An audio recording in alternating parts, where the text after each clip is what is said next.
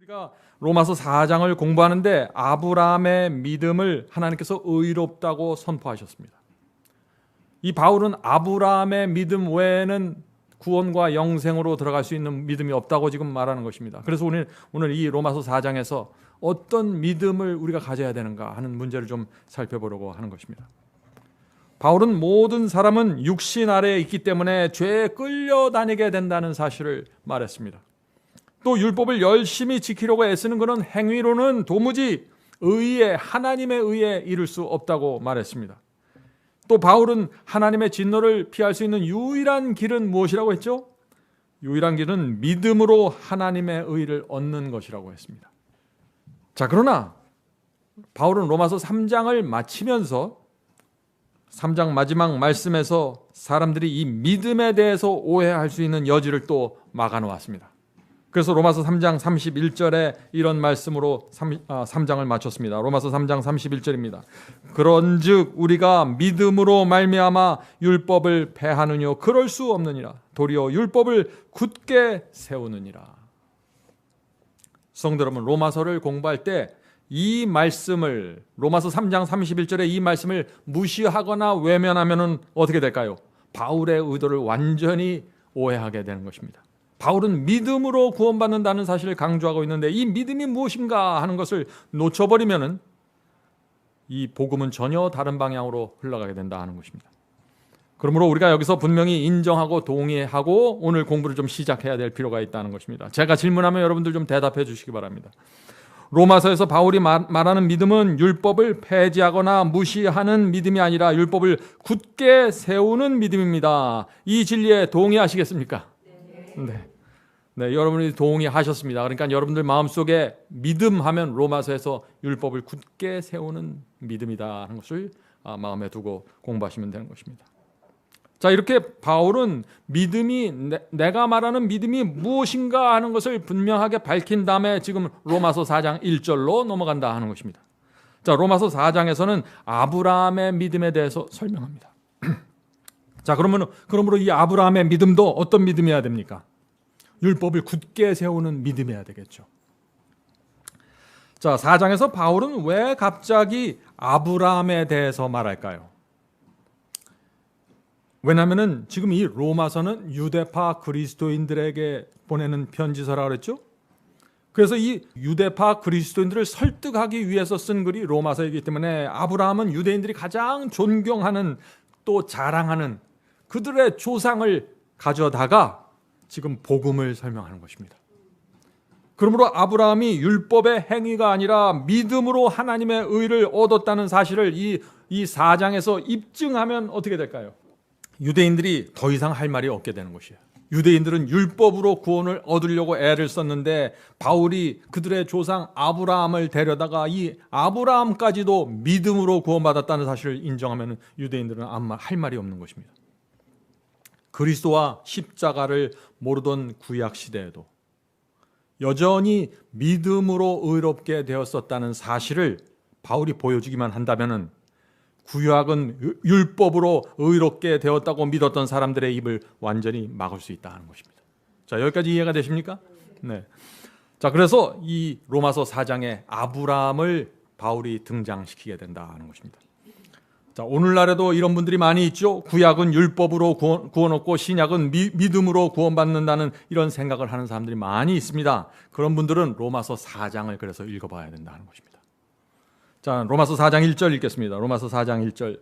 그런즉 육신으로 우리 조상된 아브라함이 무엇을 얻었다 하리요. 자, 이 말씀이 무슨 뜻입니까? 지금 바울은 이런 질문을 던지는 것입니다. 모든 육신은 율법 아래 있고 죄 아래 있기 때문에 하나님의 의를 얻을 수 없는데 우리와 같은 육신을 가진 아브라함은 어떻게 하나님의 의를 얻었습니까? 라고 질문하는 것입니다. 모든 사람은 육신의 정욕에 끌려가기 때문에 하나님의 정죄 아래 있다고 했는데 로마서 1장 2장에서 그런 얘기를 계속해서 반복해서 했는데 아브라함은 어떻게 하나님의 의를 이룰 수 있었습니까? 라고 질문하는 것이죠. 바울이 이런 질문을 던지는 의도가 무엇일까요?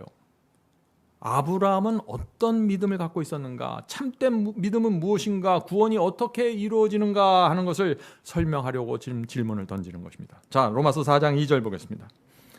만일 아브라함이 행위로서 의롭다 하심을 얻었으면, 만일 아브라함이 지금 많은 유대인들처럼 어떻게 율법의 행위를 쌓아갖고 의롭다 하심을 얻고 구원받았으면 하는 얘기죠. 만일 아브라함이 행위로서 의롭다 하심을 얻었으면 자랑할 것이 있으려니와 하나님 앞에서는 없느니라. 아브라함이 행위로 의롭다 하심을 받고 구원받았으면 자기의 공로가 있기 때문에 자랑할 것이 많겠지만 그렇지 않다는 것입니다. 아브라함도 공로가 없고 행위가 없다는 것입니다. 오직 믿음으로 구원받았다는 것을 말하는 것이죠. 자, 로마서 4장 3절입니다. 여기서 성경은 어떤 성경입니까? 구약 성경입니다. 이때는 신약 성경이 존재하지 않을 때니까 구약 성경, 특별히 창세기를 말하는 것입니다. 성경이 무엇을 말하느냐? 아브라함이 하나님을 믿음에 이것이 저에게 의로 여기신 바 되었느니. 자, 구약 성경 어디에 지금 이런 말씀이 나옵니까? 아브라함이 믿음으로 의롭게 됐다는 말이 어디에 나와요? 구약 성경 어디에? 창세기에 나오죠. 창세기 15장입니다. 그러므로 우리가 로마서 4장을 연구할 때 반드시 창세기 15장과 연결해서 살펴봐야 한다는 것입니다. 자, 창세기 15장 보면은요, 아브라함이 갈대아 우르를 떠난 지 벌써 10년이 지난 때가 창세기 15장입니다. 하나님의 말씀에 순종해서 아브라함이 갈 바를 알지 못하고 고향 땅을 떠났지만 그때 75세였는데 지금도 여전히 10년이 지난 지금도 여전히 아브라함은 방랑객이었고 자식이 없었습니다. 그런 상황에서 하나님께서 아브라함에게 나타나서 지금 대화하시는 것입니다. 그래서 아브라함이 하나님께 이렇게 얘기합니다. 하나님께서는 저에게 상급을 주실 것이라고 했는데 저에게는 아직도 자녀가 없습니다. 그러므로 나의 종 엘리에셀에게 내 재산을 물려주려고 합니다. 자식이 없으니까 그럴 수밖에 없겠죠. 그러자 하나님께서 이렇게 대답하십니다. 그 말씀이 창세기 15장 4절부터 6절입니다. 창세기 15장 4절부터 6절. 여호와의 말씀이 그에게 임하여 가라사대 그 사람은 너의 후사가 아니라, 그 사람은 엘리에셀을 말하는 것입니다. 그 사람은 너의 후사가 아니라 내 몸에서 날짜가 내 후사가 되리라 하시고. 자, 이 말씀을 하실 때 아브라함은요, 아이를 전혀 생산할 수 없는 80대 노인이었습니다. 그러므로 하나님께서 지금 아브라함에 이렇게 말하는 것이에요. 아브라함, 너는 육신적으로 아들을 생산할 수 없는 죽은 몸이다.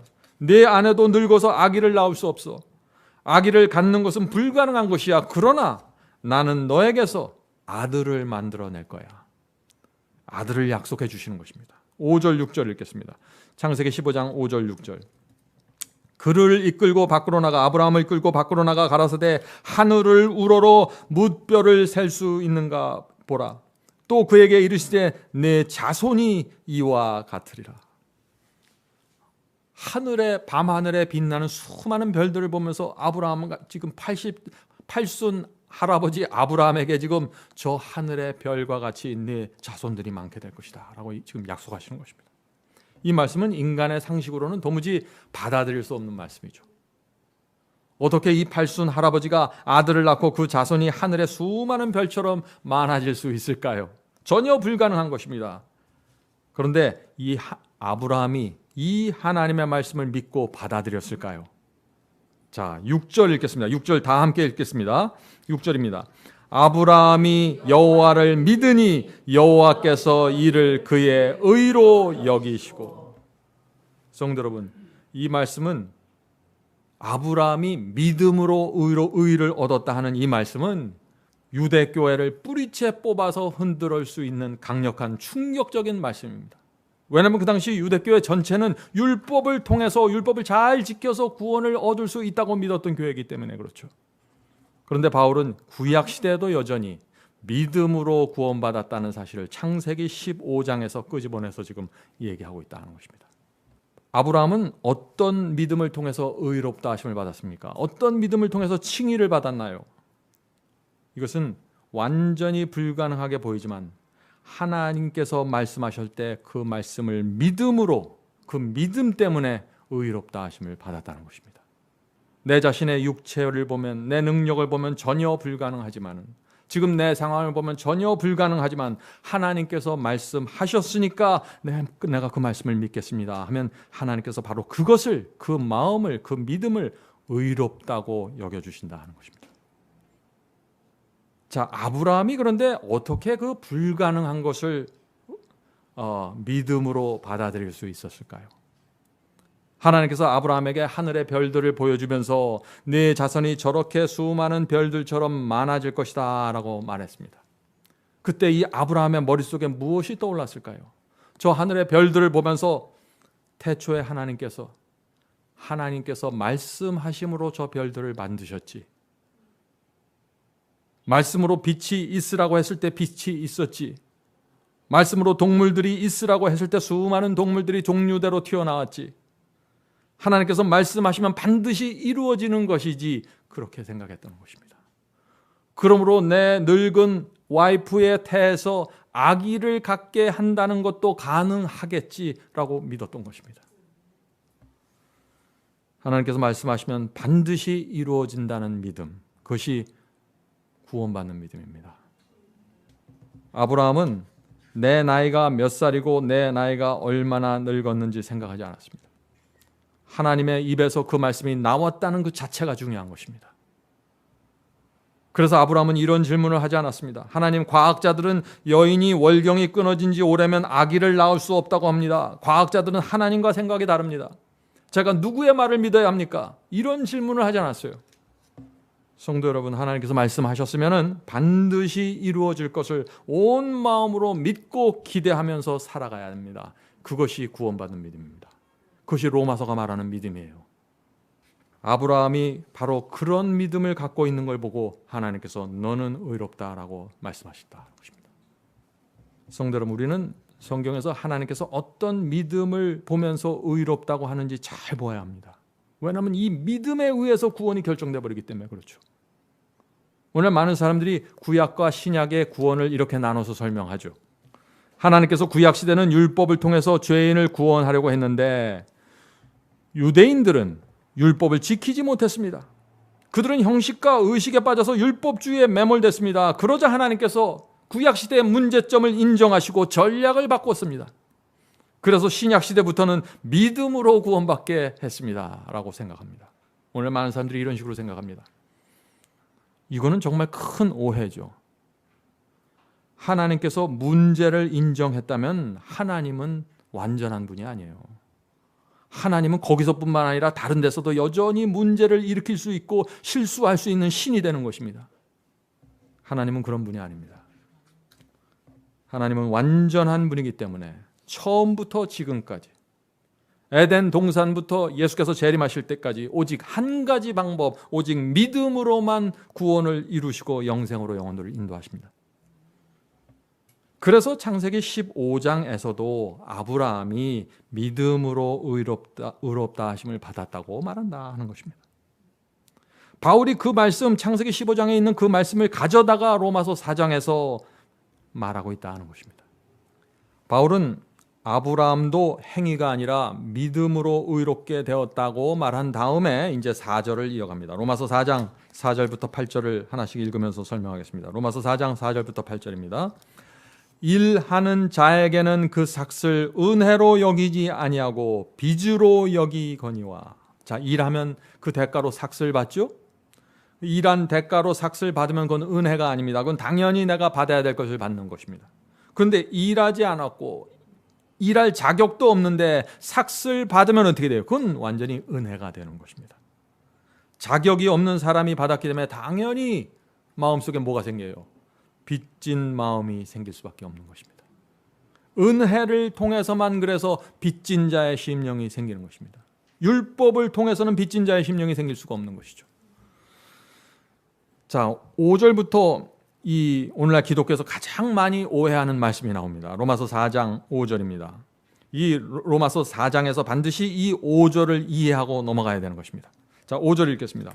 일을 아니할지라도, 자, 일을 아니한다는 것은 아무런 행함과 아무런 공로와 아무런 선한 행위가 없어도 그런 얘기예요. 일을 아니할지라도 경건치 아니한 자를 의롭다 하시는 이를 믿는 자에게는 그의 믿음을 의로 여기시나니. 자, 이 말씀이 무슨 뜻입니까? 지금 행함이 없을지라도 경건치 아니할지라도 의롭다 여기시는 이를 믿는 자에게는 의롭다고 하신다 하는 이 말씀이 무슨 뜻인가 하는 것이죠. 오늘 많은 분들이 이 말씀을 이렇게 받아들입니다. 하나님의 말씀에 순종하지 않고 마음대로 살아도, 경건하지 않게 살아도 믿음이 있기 때문에 의롭다 하심을 받는 것입니다. 일하지 않았는데 주인이 내 은행 계좌에 공짜로 돈을 넣어주듯이 예수님의 공로가 내 죄와 내 경건치 않음을 덮어주기 때문에 나는 가만히 있어도 의인이 되는 것입니다. 라는 식으로 이해를 한다는 것입니다. 이 말씀이 그런 뜻인가요? 제가 다시 말씀드리지만 바울은 로마서 3장 마지막 절에서 이 믿음을 어떻게 정의했어요? 믿음은 율법을 굳게 세운다고 말한 것입니다. 그리고 나서 지금 4장으로 늘어오는 것입니다. 4장 전체가 아브라함의 믿음에 대해서 설명하는 거예요. 신앙이 없는 어떤 사람의 믿음을 예증으로 내놓는 게 아니에요. 4장 전체가 지금 아브라함의 믿음에 대해서 설명하는 것입니다. 아브라함이 어떻게 의롭다 하심을 받았는지. 성도 여러분, 이를 아니할지라도 경건치 아니한 자를 의롭다 하신다는 이 말씀을 우리가 어떻게 받아들여야 될까요? 삭개오의 예를 들어보죠. 세리 삭개오는 경건치 않은 사람이었습니다. 선한 행위가 없었습니다. 율법을 잘 지켰나요, 삭개오가? 아니죠. 삭개오는 유대인들 사이에서 쓰레기 취급받던 사람입니다. 그는 구두쇠였고 세금으로 토색질을 하던 자였습니다. 그런데 그의 마음에 성령께서 역사하기 시작했습니다. 어느 날 삭개오는 예수님에 대한 소문을 들었습니다. 주님을 진심으로 영접하기 원했습니다. 예수께서는 이 삭개오의 간절함을 아시고 그의 집을 찾아오신 것입니다. 자, 그 말씀이 누가복음에 있죠. 누가복음 19장 7절부터 9절입니다. 누가복음 19장 7절부터 9절. 자, 예수께서 삭개오의 집으로 들어가는 걸 보면서 이제 사람들이 이런 분위기가 나오는 것입니다. 뭇사람이 보고 수군거려 가로되, 저가 예수님을 말하는 것이죠. 예수께서 죄인의 집에 유하러 들어갔도다 하더라. 자, 사람들은 수군거렸습니다. 그런다 예수께서는 삭개오의 믿음과 심령을 보았던 것입니다. 계속해서 읽어보죠. 삭개오가 서서 주께 여짜오되, 주여 보시옵소서. 내 소유의 절반을 가난한 자들에게 주겠사오며 만일 네 것을 토색한 일이 있으면 4배나 갚겠나이다. 자, 삭개오에게 어떻게 이렇게 놀라운 반응이 나왔을까요? 선한 행위도 없었고 경건하지도 않은 이 삭개오. 그런데 이 삭개오에게 간절함이 생긴 것입니다. 성령께서 그 마음에 역사하셔서 회개하는 심령이 생긴 것입니다. 예수님을 받아들이길 원했던 것입니다. 자, 계속해서 읽겠습니다. 예수께서 이르시되, 오늘 구원이 이 집에 이르렀으니. 자, 구원이 이르렀다는 것은 뭐예요? 삭개오가 죄를 용서받고 의롭다 하심을 받았다는 얘기죠. 자, 오늘 구원이 이 집에 이르렀으니 이 사람도 누구의 자손이에요? 아브라함의 자손이로다. 자, 여기 놀라운 말씀을 나옵니다. 예수께서는 삭개오를 지금 아브라함의 자손이 되었다고 지금 말하고 있는 것입니다. 다시 말해서 이 삭개오의 믿음은 아브라함이 갖고 있었던 그 믿음과 동질이라는 것이에요. 그래서 아브라함의 자손이라고 말하는 것입니다. 삭개오는 그 예수님의 말씀을 듣고 정말 놀랐을 것입니다. 아니, 나는 선한 행위도 없고 율법을 제대로 지키지도 않았는데 어떻게 나가 아브라함의 자손이라고 예수께서 말씀하실까? 전혀 자기 자신을 볼 때 자격이 없는데 말이죠. 그런데 예수께서 그의 중심에서 일어나는 성령의 역사를 본 것입니다. 그의 마음의 중심을 보시고 의롭다고 선언하신 것입니다. 너는 아브라함의 자손이라고. 성도 여러분, 우리가 이것을 잊지 말아야 합니다. 아무 일도 하지 않고 경건치 않을지라도 그 영혼 속에 믿음을 갖고 상한 심령으로 주를 찾아 나오는 자들에게 하나님께서는 의롭다고 선언하신다는 것입니다. 로마서 4장에서 그 아무 일도 안 하고 행함도 없고 경건치도 않은데 의롭다 하심을 받는 이 문제를 설명하기 위해서 다윗의 예를 듭니다. 다윗의. 자, 5절부터 다시 한번 읽어가면서 내려가겠습니다. 이를 아니할지라도 경건치 아니한 자를 의롭다 하시는 이를 믿는 자에게는 그의 믿음을 의로 여기시나니. 자, 6절부터 8절 읽겠습니다. 일한 것이 없이 하나님께 의로 여기심을 받는 사람의 행복에 대하여 다윗이 말한 바. 자, 이 말씀이 무슨 뜻이냐면은 다윗은 시편에서 하나님께 의롭다 하심을 받는 사람이 받게 되는 복에 대해서 간증했습니다. 여러분들이 아시는 것처럼 다윗은 큰 죄를 범했죠. 밧세바를 범하는 아주 큰 죄를 범했습니다. 그 죄를 범한 이 다윗에게 어떤 행복이 이르러 오는가를 지금 설명하는 것입니다. 자, 그래서 일한 것이 없이 하나님께 의로 여기심을 받는 사람의 행복에 대하여 다윗이 말한 바 그 불법을 사하심을 받고, 지금 이 문장을 여러분들 다시 한번 잘 보세요. 하나님께 의롭다 하심을 받는 사람이 받게 되는 행복, 다시 말해서 복을 얘기하는 것입니다. 하나님께 의롭다 하심을 받았잖아요. 저나 여러분이 하나님께 의롭다 하심을 받았잖아요. 그런 사람들에게 따라오는 복이 있다는 것이에요. 그게 무슨 복이냐 하는 얘기예요. 지금 그 얘기를 하는 것입니다. 자, 다윗이 말한 바 그 불법을 사하심을 받고, 자, 무슨 얘기인가요? 의롭다 하심을 받는 사람이 받는 복이 무엇이에요? 죄사함입니다. 용서입니다. 예? 사하심을 받는 것이에요. 이건 굉장히 중요한 사상입니다. 용서는요, 아무나 고백한다고 받는 게 아니에요.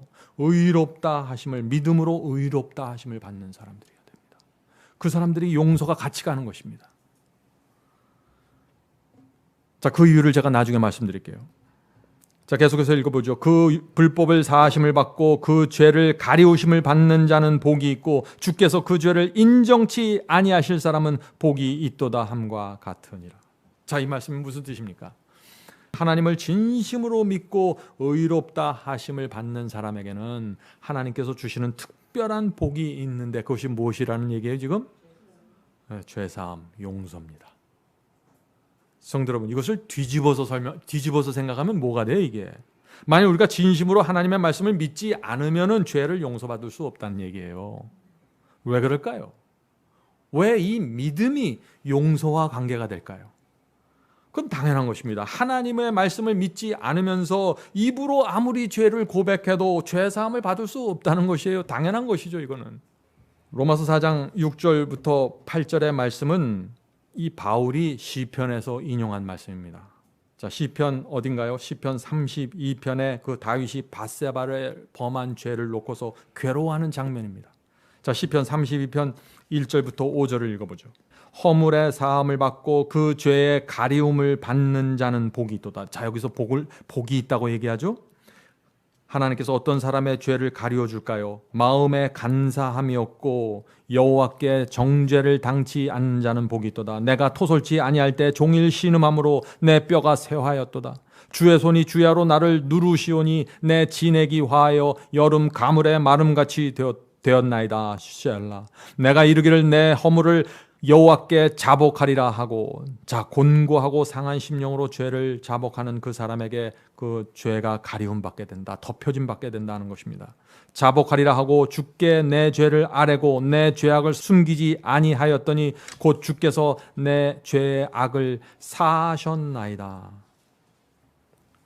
성도 여러분, 이 다윗은 비록 밧세바를 범하는 큰 죄를 범했지만은 용서의 복을 받은 사람이다 하는 것입니다.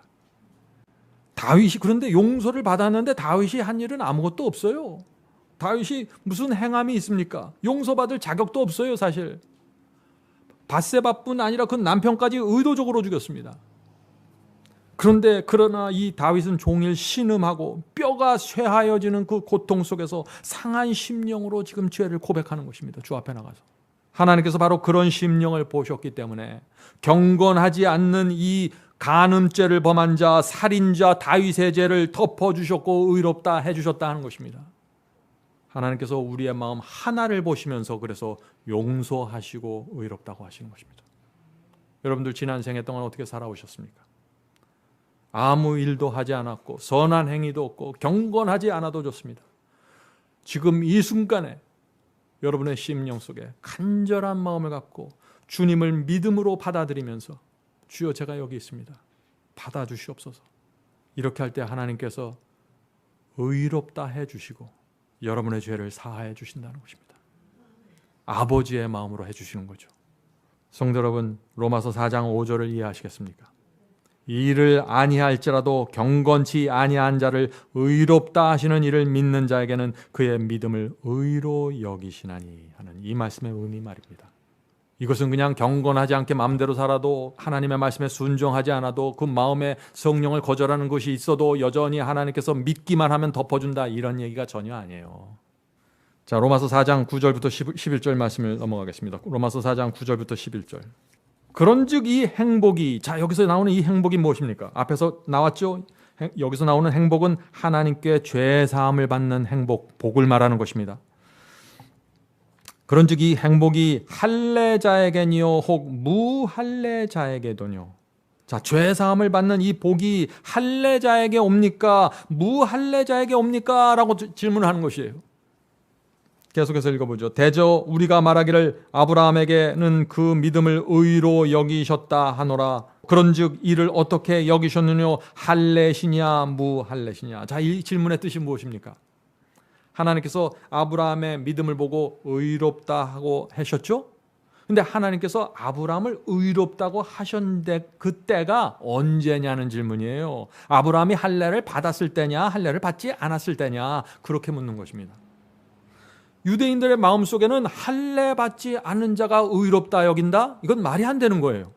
그래서 지금 바울이 유대인들의 마음속에 있는 질문을 딱 가져다가 아브라함이 그러면 의롭다 하심을 받았는데 그가 할례를 받았을 때 의롭다함을 받았냐, 아니면 할례를 받지 않았을 때 무할례 시에 의롭다 하심을 받은 것이냐 하고 바울이 물어보는 것입니다. 질문하는 것이죠. 계속해서 읽어보죠.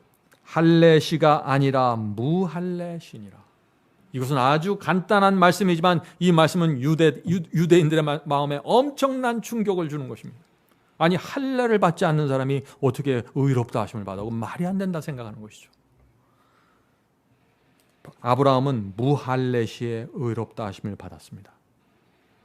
실제로 아브라함은 의롭다 하심을 받고 나서 긴 세월이 지난 다음에 할례를 받았습니다. 11절 보겠습니다. 11절. 저가 아브라함을 얘기하는 것이죠. 저가 할례의 표를 받은 것은 무할례 시에 믿음으로 된 의를 인친 것이니. 무슨 뜻입니까? 이 말씀이. 아브라함이 믿음으로 의롭다 하심을 받았고 오랜 시간이 지난 후에 그것을 확증하는 표로, 확증하는 사인으로 할례를 받았다는 것입니다. 그래서 할례는 형식이라는 것이에요. 의롭다 하심은 오래전에 먼저 이루어졌다는 것입니다. 실제로 이 의롭다 하심을 받은 것은 창세기 15장이고 아브라함이 할례를 받은 것은 창세기 17장에 나오는 것입니다. 이 두 장 사이에 14년의 간격이 있는 것입니다. 자, 이제 제가 질문 하나 드리겠습니다. 아브라함은 믿음으로 의롭게 됐다는 이 말씀을 하다가 바울이 이 믿음으로 의롭게 되는 이런 말씀을 하다가 왜 4장에 할례에 대한 이야기가 들어오게 될까요? 우리는, 여러분과 저는 할례에 관심이 없잖아요. 근데 이 로마서 4장에서 이 바울은 이 할례를 가져다가 지금 이 문제를 설명하고 있다는 것입니다. 왜 그럴까요? 유대인들에게 있어서 할례는 전부입니다. 할례는 하나님께 택함 받았다는 표예요. 의롭게 되었다는 표입니다. 구원받은 표예요. 할례는 확증입니다. 그것을 잘 아는 바울이 구원은 할례에서 나오는 것이 아니라 믿음에서 나오는 것을 강조하기 위해서 또 할례를 가져오는 것입니다. 그래서 이 아브라함이 할례 받았을 때 그때 의롭다 하심을 받은 것이 아니라 먼저 의롭다 하심을 받고 할례는 나중에 받은 거야 하고 지적해서 얘기해 주는 것이죠. 이 지적은 유대교의 구원을 완전히 무너뜨리는 말씀입니다. 저와 여러분한테는 그게 뭐 할례가 중요한가 하지만 유대인들에게는 그렇지 않죠. 이건 아직 목숨과 같은 것입니다. 자, 11절 보겠습니다. 로마서 4장 11절. 이는 무할례자로서 믿는 모든 자의 조상이 되어 저희로 의로 여기심을 얻게 하려 하심이라. 자, 이제 이 말씀이 무슨 뜻인지 이해가 되시죠? 아브라함은 할례 받지 않은 상태에서 의롭다 하심을 받았어요. 그래서 모든 자와 저와 여러분이 모든 사람들의 조상이, 믿음의 조상이 되었다는 것입니다. 성도 여러분, 이 창세기 15장에서 하나님께서 아브라함을 의롭다고 하실 때 하나님께서 의도적으로 그러지 않으셨을까요? 할례 받지 않은 아브라함을 데려다가 의롭다고 선언하셨어요. 왜요? 저와 여러분처럼 할례 받지 않은 사람들도 오직 믿음으로 구원받을 수 있다는 사실을 보여주기 위해서 하나님께서 할례 받지 않는 아브라함을 데렸다가 의롭다고 선언하신 것입니다. 로마서 4장 12절부터 13절입니다. 또한 할례자의 조상이 되었나니, 자, 무할례자를 위해서도 조상이고 아브라함은 할례 받은 사람들의 조상이기도 하다 하는 것입니다. 또한 할례자의 조상이 되었나니 곧 할례 받을 자에게뿐 아니라 우리 조상 아브라함의 무할례 시에 가졌던 믿음의 자취를 쫓는 자들에게 도니라. 여러분들 이 말씀을 이해하시겠죠? 아브라함은 할례 받은 유대인들에게 조상이고 또 저와 여러분처럼 또 누구든지 아브라함의 그 믿음, 아브라함이 갖고 있었던 그 믿음을 갖기만 하면은 누구든지 의롭게 될 수 있다는 것입니다. 자, 로마서의 이 4장에 나오는 이 말씀을 통해서 지금 바울이 무엇을 시도하는 것입니까? 구약시대 아브라함부터 내려오는 이 신앙, 하나님을 믿는 이 신앙의 정통성은 유대교회가 아니라 이 믿음으로 구원받는다는 걸 가르치는 초대교회가 이 정통성을 유지하고 있다는 것을 말하는 거예요. 그래서 지금 2000년이 지난 저와 여러분도 아브라함의 후손이 되는 것입니다. 떨어져 나갈 사람들은 율법주의로 빠져나갈 사람은 다 빠져나가고 다른 광신과 극단으로 나갈 사람 다 빠져나가고 오직 믿음 하나만으로 구원받는 이 그 하나님의 신앙의 계보가 이 시대까지 내려오고 있다는 것입니다. 그런데 조건이 뭐예요? 아브라함의 믿음을 가져야 된다는 것입니다. 13절 보겠습니다. 로마서 4장 13절. 아브라함이나 그 후손에게 세상의 후사가 되리라고 하신 언약은 율법으로 말미암는 것이 아니요 오직 믿음의 의로 말미암는 것이라. 지금 바울은 계속해서 믿음을 강조합니다. 믿음은 중요한 것입니다. 하나님께서 이 아브라함과 후손에게 온 세상을 주겠다고 약속하신 이유가 뭐예요? 아브라함에게 그런 약속을 주신 이유가 뭐예요? 아브라함이 율법을 잘 지켜서요? 아니에요. 아브라함이 선을 많이 베풀어서요? 아니에요. 오직 믿음을 통해 의롭다는 인정을 받았기 때문에 아브라함을 통해서 후손 그들에게 유업이 계속 전달해서 내려간다는 것입니다. 자, 4장 로마서 4장 14절 15절 보겠습니다. 로마서 4장 14절 15절. 만일 율법에 속한 자들이 후사이면, 만일 율법에 속한 자들이 상속자이면, 자, 율법을 잘 지켜서 구원받는다는 사람들이 상속자이면은 믿음은 헛것이 되고 약속은 폐하여졌느니라. 율법은 진노를 이루게 하나니 율법이 없는 곳에는 범함도 없느니라. 자, 이 말씀이 무슨 뜻입니까? 율법을 잘 지켜서 구원을 얻으려고 하면 오히려 진노를 받게 된다 하는 말씀이죠. 왜 그럴까요? 마음이 거듭나지 않고 의롭게 되지 않은 상태에서 세상을 사랑하는데 율법을 잘 지키려고 하면은, 그것을 통해서 구원을 받으려고 하면은 구원을 얻는 게 아니라 오히려 저주와 정죄만 잔뜩 받게 된다는 것입니다.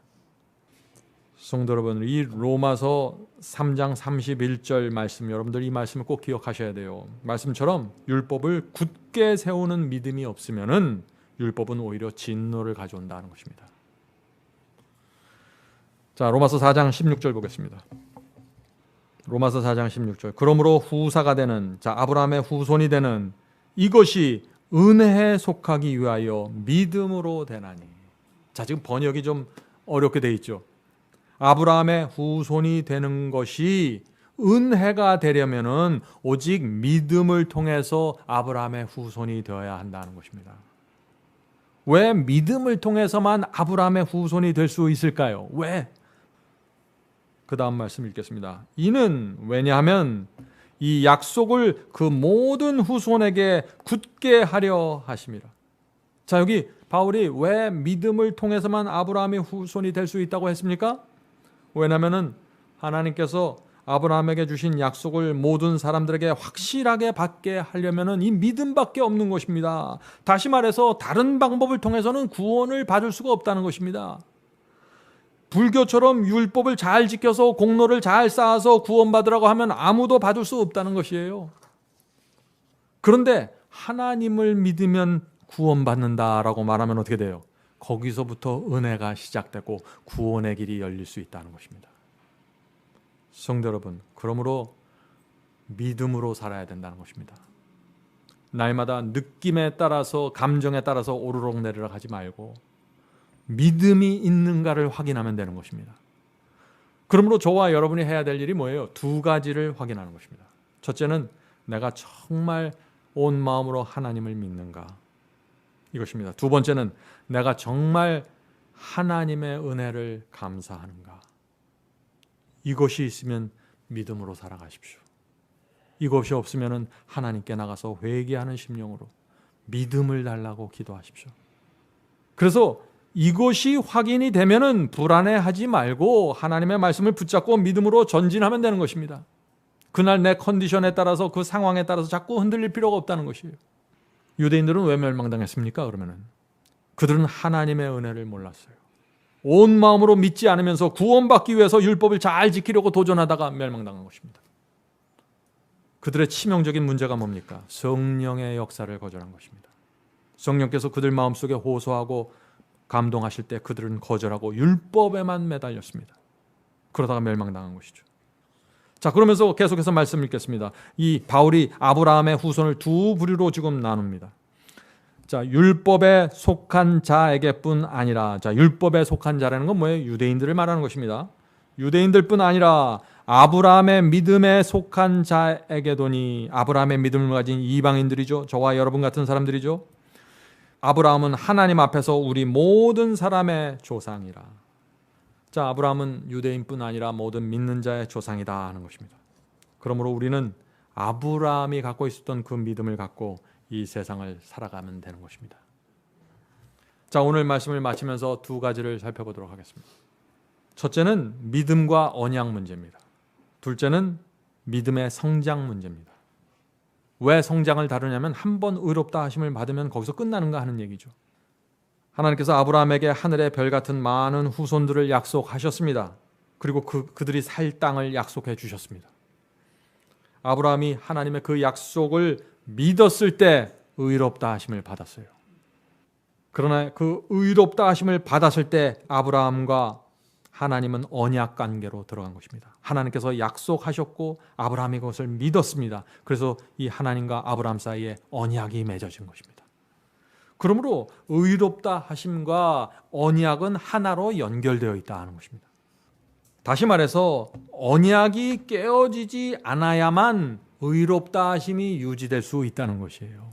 자, 성도 여러분, 이것은 굉장히 중요합니다. 언약과 의롭다 하심, 이것이 깊이 연결되어 있다 하는 것은 굉장히 중요한 진리입니다. 그런데 하나님께서는 약속을 하셨을 뿐만 아니라 그 약속을 내가 반드시 이루겠다 하는 보증까지 보여주셨어요. 그 보증이 무엇입니까? 창세기 15장 17절에 나오죠. 창세기 15장 17절입니다. 해가 져서 어두울 때 연기 나는 풀무가 보이매 타는 횃불이 쪼갠 고기 사이로 지나더라. 자, 저녁이 되고 어두워졌습니다.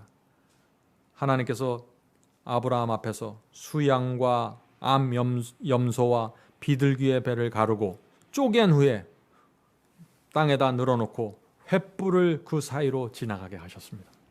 자, 그것이 무슨 뜻입니까? 내가 너와 맺은 이 약속을, 언약을 어기면은 내 배를 가르고 쪼갠 후에 횃불을 이렇게 지나가게 하라는 의미였습니다. 이것은 그 당시에 언약을 맺는 사람들에게 다 통용이 되는 이야기입니다. 아브라함이 하나님께서 그렇게 하시는 모습을 보면서 그 마음이 어땠을까요?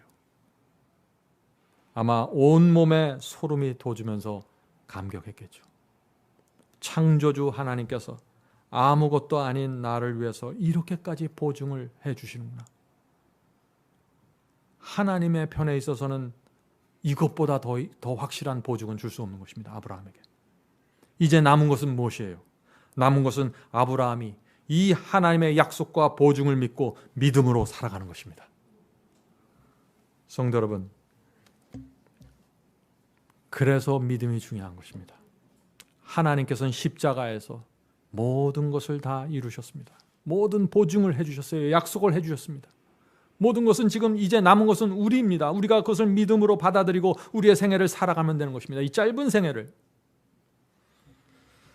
자, 성도 여러분, 그런데 우리가 하나님과 맺은 언약을 깨트릴 수 있는데 그것이 무엇입니까?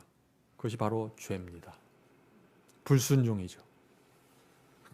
그러므로 우리가 죄가 무엇이고 그것이 어떻게 생기게 되는지를 알아야 된다 하는 것입니다. 왜냐하면 죄가 언약을 깨트리고 문제를 만들기 때문이죠.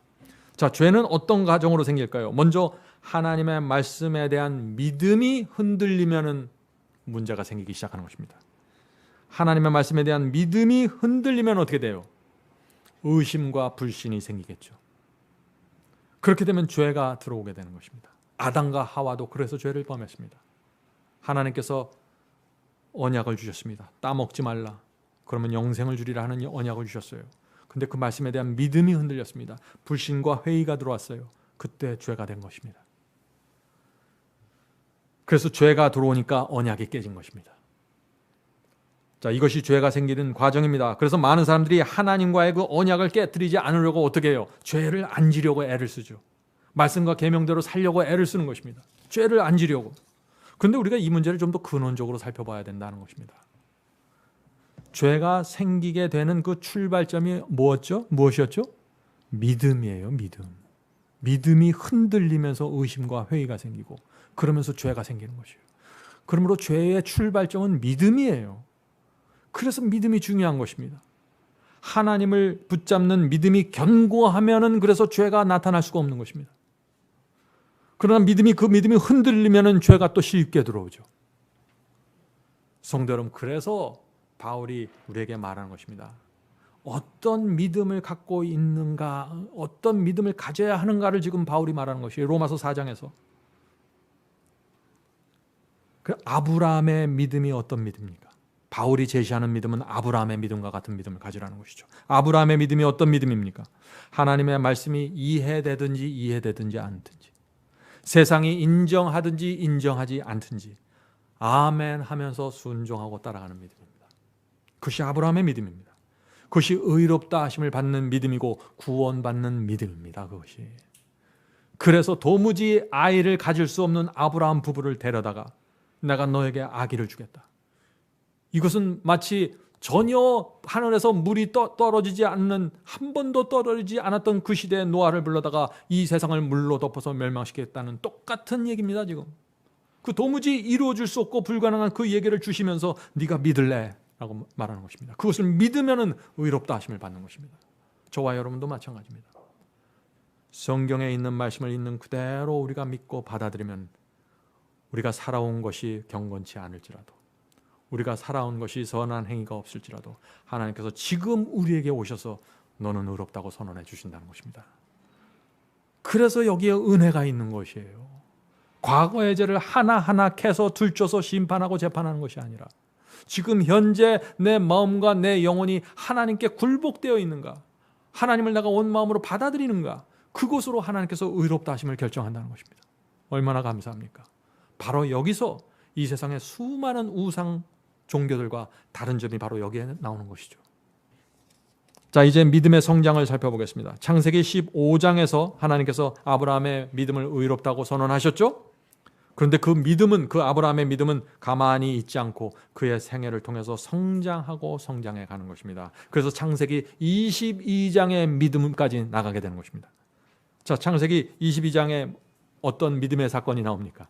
창세기 22장, 이삭을 모리아산에 번제로 바치는 일이 생기죠. 아브라함의 믿음이 거기까지 지금 성장한 것입니다. 그래서 사도 야고보는 창세기 22장에서 아브라함이 이삭을 번제로 드리는 그 장면을 매우 중요하게 다루는 것입니다. 야고보서에서. 자, 우리 야고보서를 한번 읽어보죠. 야고보서 2장 21절 22절입니다. 야고보서 2장 21절 22절. 우리 조상 아브라함이 그 아들 이삭을 제단에 드릴 때 행함으로 의롭다 하심을 받은 것이 아니냐. 여기 좀 이상한 말씀이 나오죠. 네? 바울은 아브라함이 창세기 15장에서 믿음으로 의롭다 하심을 받았다고 했는데, 지금 야고보는 아브라함이 창세기 22장을 가져와서 아브라함이 창세기 22장에서 이삭을 제단에 드릴 때 행함으로 의롭다 하심을 받았다고 지금 말하는 것이에요. 바로 이 장면에서 많은 사람들이 혼돈하는 것입니다. 이 두 말씀의 차이가 무엇일까요? 로마서는 믿음을 강조하는데 야고보서는 마치 행함을 강조하는 것처럼 보이죠. 그래서 많은 사람들이 이 로마서와 야고보서를 하나의 그림으로 이해하지 못하기 때문에 문제가 된다는 것입니다. 그런데 실제로는 뭐예요? 이 두 사도가 동일한 것을 말하고 있다는 것입니다. 동일한 것을. 자, 계속해서 읽어보죠. 야고보서 2장 21절부터 22절을 지금 읽고 있죠. 계속 읽겠습니다. 우리 조상 아브라함이 그 아들 이삭을 제단에 드릴 때 행함으로 의롭다 하심을 받은 것이 아니냐. 네가 보거니와 믿음이 그의 행함과 함께 일하고. 지금 야고보는 믿음과 행함을 하나로 묶어버렸어요. 그런데 야고보뿐만 아니라 바울도 마찬가지예요. 사실은. 자, 바울이 어떻게 했습니까? 로마서 1장과 16장에서 복음은 믿어 순종케 하는 것이라고 말씀했죠. 또 로마서 3장에서는 믿음은 율법을 폐하는 것이 아니라 오히려 굳건하게 세우는 것이라고 말씀했죠. 바울도 마찬가지로 믿음과 행함을 하나로 묶어가면서 설명했던 것입니다. 자, 계속해서 읽어보죠. 내가 보거니와 그 믿음이 그의 행함과 함께 일하고 행함으로 믿음이 온전케 되었느니라. 자, 행함으로 믿음이 온전케 되었다. 이 말씀이 무슨 뜻입니까? 창세기 15장에서 의롭다고 하신 그 아브라함의 믿음이 이삭을 바칠 때 온전하게 되었다는 것입니다. 다시 말해서 창세기 15장에서 시작된 이 믿음이 창세기 22장에서 온전케 되었다는 것이에요. 성도 여러분, 아브라함의 믿음이 온전케 된 것은 이삭을 번제로 드리는 그 행함을 시험받은 이유라는 것입니다. 성경의 중요한 사상입니다. 이것을 다시 말하면은 창세기 15장 6절에서 아브라함이 여호와를 믿으니 여호와께서 그를 의로 여기셨더라 하는 이 말씀은 창세기 22장에 와서 비로소 온전하게 성취되었다는 것입니다. 그래서 야고보서 2장 23절에 이런 말씀이 있는 것입니다. 이에 성경에 이른바 아브라함이 하나님을 믿으니 이것을 의로 여기셨다는 말씀이 응하였고, 자, 말씀이 응했다는 것이 뭐예요? 창세기 22장에 와서 응했다는 것입니다. 성취되었다는 것입니다. 계속해서 읽어보죠. 그는 하나님의 벗이라 칭함을 받았냐니. 아브라함의 하나님의 벗, 친구가 된 것이 언제예요? 창세기 22장에 아들을 번제로 드리는 행함이 있었을 때 그 시험을 통과하면서 하나님의 벗이 되었다는 것이에요. 계속해서 읽어보죠. 24절입니다. 이로 보건대 사람이 행함으로 의롭다 하심을 받고 믿음으로만 아니니라. 성도 여러분, 창세기 15장에서 하나님께서 아브라함을 의롭다고 하셨죠? 칭의를 받은 것입니다. 근데 그 칭의의 경험은 성장해야 하고 시험을 통해서 입증되고 온전케 되어야 한다는 것이에요. 그것이 야고보의 말씀이에요. 다시 말해서 하늘의 천사들과 사람들이 보는 앞에서, 심지어 사탄이 보는 앞에서 증명되어야 한다는 것입니다. 아브라함의 믿음이요. 이제 여러분은 이 야고보가 왜 이런 말씀을 하는지 조금씩 이해가 되실 것이라고 믿습니다. 자, 야고보서 2장 18절부터 20절을 읽겠습니다. 너는, 야고보의 말이죠, 너는 믿음이 있고 나는 행함이 있으니 행함이 없는 내 믿음을 내게 보이라. 나는 행함으로 내 믿음을 내게 보이리라. 지금 야고보는 믿음을 보이고 싶어 해요. 성도 여러분, 여러분이 정말 믿음이 있습니까? 여러분의 믿음을 하나님께 보이기 원하는 소원을 갖게 될 것입니다. 야고보는 행함을 통해서 믿음의 진실함을 보여주기 원하는 것입니다. 그 당시 초대교회에 믿기만 하면 다 된다는 이상한 사상들이 들어오면서 지금 야고보는 그 사상을 막기 위해서 지금 야고보서를 쓰는 것이죠. 온 세상 앞에서 내가 하나님을 온 마음으로 믿는다는 사실을 보여주기 원하는 것입니다. 계속해서 읽어보죠. 나는 행함으로 내 믿음을 내게 보이리라. 내가 하나님은 한 분인 줄 믿느냐? 잘하는도다. 귀신들도 믿고 떠느니라. 아, 허탄한 사람아, 행함이 없는 믿음이 헛것인 줄을 알고자 하느냐. 얼마나 분명한 말씀입니까? 성도 여러분, 우리가 그리스도를 믿을 때 하나님께서 우리의 믿음을 보시고 의롭다고 선포하십니다. 삭개오의 믿음을 보시고 의롭다고 선포하시고 아브라함의 자손이 되었다고 선언하신 것처럼 우리도 그렇게 취급해 주시는 것입니다. 그러나 우리의 믿음은 우리의 인생을 살아가면서 여러 가지 시험을 받게 된다는 것입니다. 그 시험을 통해서 우리의 믿음이 진실한가가 입증되는 것입니다. 이것이 성경이 말하는 열매이고 성장이고 성화라 하는 것입니다. 그래서 마태복음 3장 8절 10절에 이런 말씀이 있는 것이죠. 마태복음 3장 8절 10절입니다. 그러므로 회개에 합당한 열매를 맺고 좋은 열매를 맺지 아니하는 나무마다 찍혀 불에 던지리라. 마태복음 7장 20절 25절입니다. 마태복음 7장 20절부터 25절. 이러므로 그의 열매로 그들을 알지. 자, 예수께서 보기 원하는 이 열매, 어떤 열매입니까? 계속해서 읽어보죠. 나더러 주여 주여 하는 자마다 천국에 다 들어갈 것이 아니요 다만 하늘에 계신 내 아버지의 뜻대로 행하는 자라야 들어가리라. 자, 열매가 무엇입니까? 하나님의 뜻대로 순종하고 굴복하는 것, 그것이 열매입니다. 하나님께서 그것을 보겠다는 것이에요. 그 열매로 그들을 알겠다는 것입니다. 이것이 야고보가 말하는 행함입니다. 성도 여러분, 우리가 믿음으로 의롭게 되었다면 반드시 하나님의 뜻에 순종하고 싶은 소원과 갈망이 올라오게 되는 것입니다. 그리고 이런 우리의 믿음과 갈망은 시험을 통해서, 유혹을 통해서 입증되게 되는 것입니다.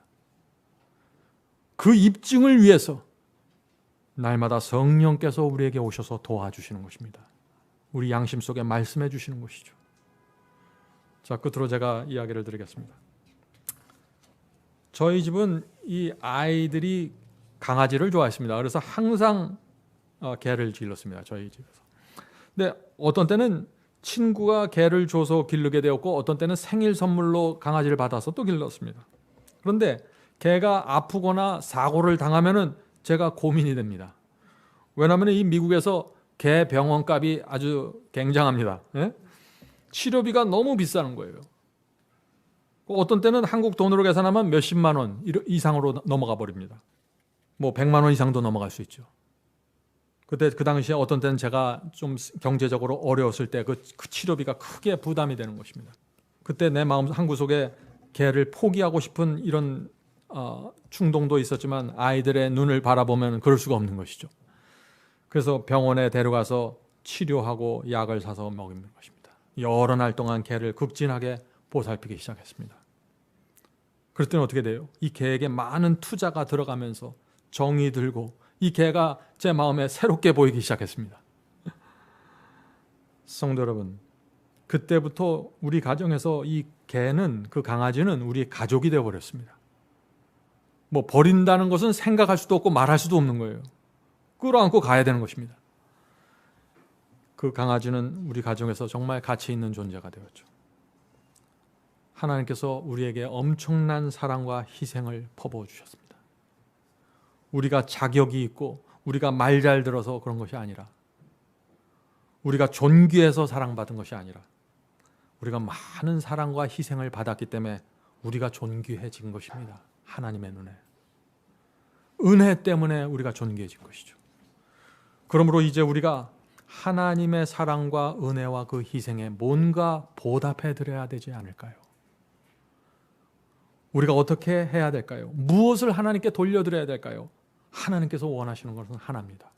그것은 믿음입니다. 말씀을 믿고 따라오길 원하는 것입니다.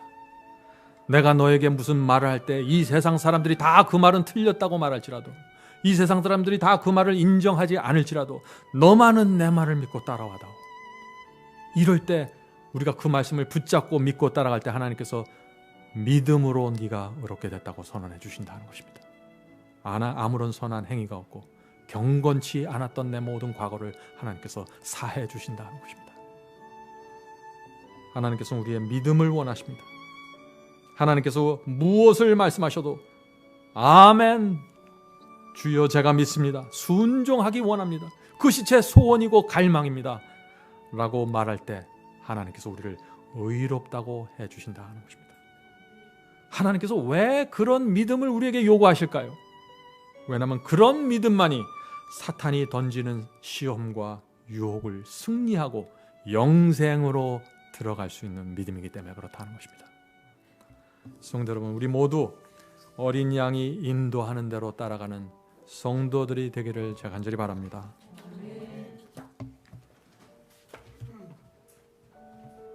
하늘에 계신 아버지, 하나님께서 저희를 믿음으로 인도해 주셔서 감사합니다.